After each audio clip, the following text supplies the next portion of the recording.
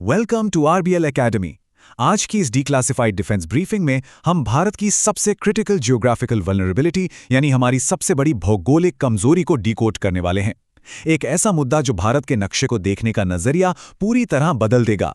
तो चलिए बिना टाइम वेस्ट किए सीधा मुद्दे पर आते हैं और समझते हैं कि साउथ एशिया की जियोपॉलिटिक्स में आखिर चल क्या रहा है। इतिहास गवाह है, भूगोल कभी नहीं बदलता, लेकिन उस भूगोल का इस्तेमाल करने वाले इरादे जरूर बदल जाते हैं। जरा सोचिए, मई 2026 में एक इंटेलिजेंस रिपोर्ट आती है और दिल्ली के टॉप डिफेंस स्ट्रैटेजिस्ट की नींद उड़ जाती है। रिपोर्ट क्या थी कि बांग्लादेश ने भारत के अरबों डॉलर के इंफ्रास्ट्रक्चर ऑफर को साइडलाइन कर दिया है और वो चीन के साथ तीस्ता नदी प्रोजेक्ट पर तेजी से आगे बढ़ रहा है। अब सवाल यह है कि क्या ये सिर्फ पानी का मुद्दा है या फिर गेम कुछ और ही है। इस पूरे खतरे को व्यवस्थित रूप से समझने के लिए आज की हमारी कार्यसूची कुछ इस तरह है। हम चिकन नेक की संवेदनशीलता, तीस्ता नदी की कूटनीति, चीन के दोहरे उपयोग वाले बुनियादी ढांचा, उसकी स्ट्रिंग ऑफ पर्ल्स रणनीति, बांग्लादेश के संतुलन और अंत में भारत के पास मौजूद रक्षा विकल्पों पर बात करेंगे। तो चलिए सबसे पहले बात करते हैं सेक्शन 1 की, चिकन नेक की संवेदनशीलता, जो भारत की सबसे बड़ी रणनीतिक कमजोरी है। इमेजिन कीजिए, अगर भारत का नॉर्थ ईस्ट देश के बाकी हिस्से से पूरी तरह कट जाए तो क्या होगा। ये थॉट ही डरावना है ना। इसे हम सिलीगुड़ी कॉरिडोर कहते हैं, लेकिन दुनिया इसे चिकन नेक के नाम से जानती है।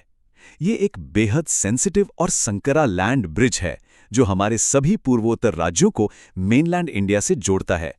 और इसके चारों तरफ देखिए, नेपाल, बांग्लादेश, भूटान और बिल्कुल सिरहाने पर बैठा चीन। ये लिटरली एक जियोपॉलिटिकल प्रेशर कुकर है। और सबसे खतरनाक बात बताऊं, इस पूरे कॉरिडोर की चौड़ाई कुछ जगहों पर महज 20 से 22 किलोमीटर है। बस इसका सीधा सा मतलब यह है कि अगर कल को कोई युद्ध होता है, कोई मिलिट्री प्रेशर बनता है या ब्लॉकेज होता है, तो इस छोटे से हिस्से को चोक करना बहुत आसान है। और अगर ये बंद हुआ तो पूरा का पूरा नॉर्थ ईस्ट भारत से कट जाएगा। ये हमारी स्ट्रेटेजिक अकीलीज हील है। अब आते हैं सेक्शन 2 पर, तीस्ता नदी कूटनीति, जो इस पूरी टेंशन की एक अहम केस स्टडी है। इस पूरे जियोपॉलिटिकल तनाव के पीछे जो सबसे बड़ा कैटलिस्ट है वो है वाटर डिप्लोमेसी। अब तीस्ता सिर्फ एक नदी नहीं है, ये लाखों किसानों की लाइफलाइन है। लेकिन हुआ क्या, 2011 से ही पश्चिम बंगाल की राजनीति के कारण तीस्ता जल बंटवारा समझौता अटका हुआ था। 2011 से 2025 तक बांग्लादेश लगातार भारत पर एक ऊपरी तटवर्ती राज्य होने का फायदा उठाने और पानी रोकने का आरोप लगाता रहा। और फिर मई 2026 का वो टर्निंग पॉइंट आया। बांग्लादेश ने भारत को बाईपास किया और सीधा चीन के साथ तीस्ता प्रोजेक्ट पर काम शुरू कर दिया। मतलब एक लोकल वाटर डिस्प्यूट ने बाहरी ताकतों के लिए सीधा दरवाजा खोल दिया। और यहीं से शुरू होता है हमारा सेक्शन 3, दोहरे उपयोग वाला बुनियादी ढांचा, जो असल में एक बहुत बड़ा छिपा हुआ खतरा है। चीन आखिर वहां कर क्या रहा है?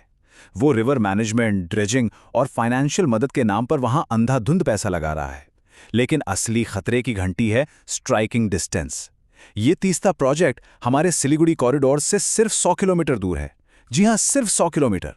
सोचिए, अगर चीन के इंजीनियर्स, उनके टेक्निकल एक्सपर्ट्स हमारे चिकन नेक के इतने करीब आकर बैठ जाएं, तो क्या इस बात की कोई गारंटी है कि वो इंफ्रास्ट्रक्चर सिर्फ नदी प्रबंधन के लिए है?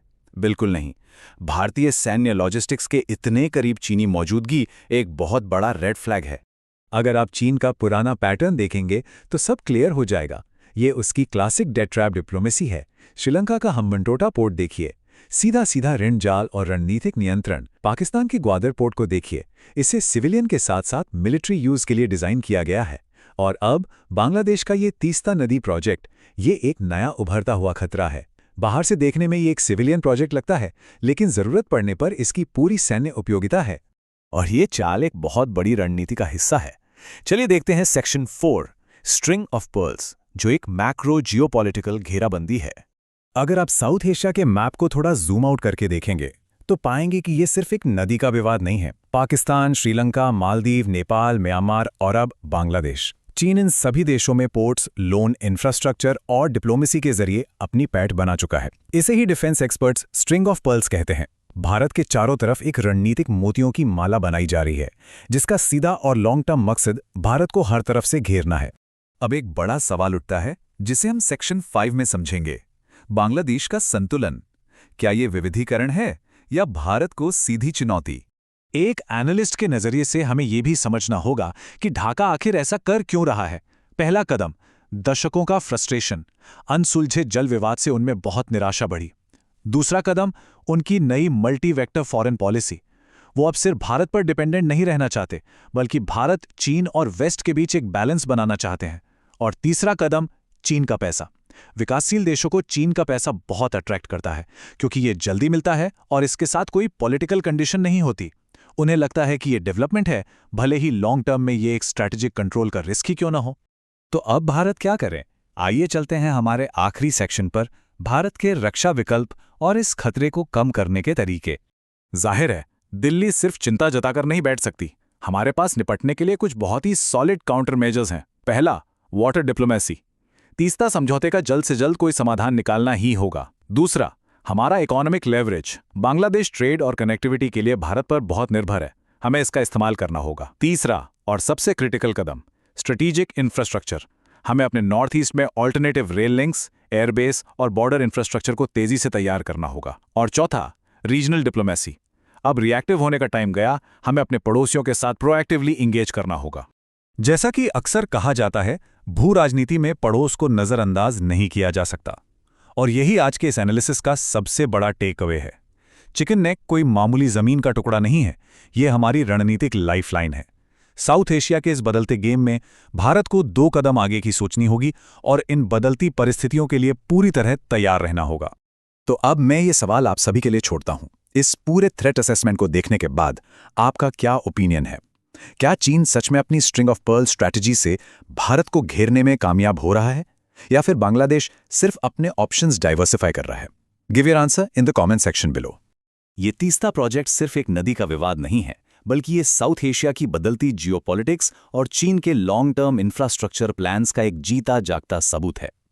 इस डीक्लासिफाइड ब्रीफिंग के लिए बस इतना ही। Like, share and subscribe to RBL academy.